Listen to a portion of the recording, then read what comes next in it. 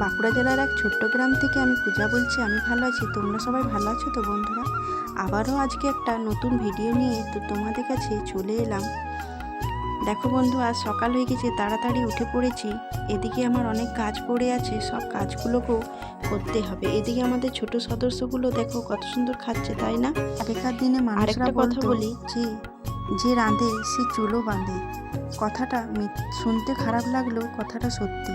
কারণ যাদের স্বামী বাইরে থাকে তারাই একমাত্র জানে যে তাদেরকে সকাল থেকে রাত পর্যন্ত কীভাবে স্ট্রাগলিং করতে হবে।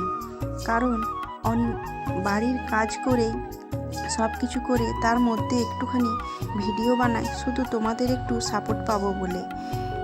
তোমাদের সাথে কথা বলতে বলতে এদিকে আমার পূজা করতে যাওয়াও রেডি হয়ে গেলাম। কখন যে সময়টা পেরিয়ে গেল বুঝতে পারলাম না। এদিকে আমরা বেরিয়ে গেলাম পূজা করতে যাব, তাই রাস্তার মধ্যে যাচ্ছি। যেতে যেতে শেষমেশ পৌঁছে গেলাম আমাদের এখানের মন্দিরে। এখানে দেখো কত ভিড়, আর এখানে কত প্রসাদের থালা সাজানো আছে। আমিও বাবা ভোলানাথকে দেখতে পাচ্ছি না, আর তোমাদেরকেও দেখাতে পাচ্ছি না। আমি এখানে দাঁড়িয়ে থাকি। বাই বাই বন্ধুরা, আজ ভিডিওটা এখানেই শেষ করি।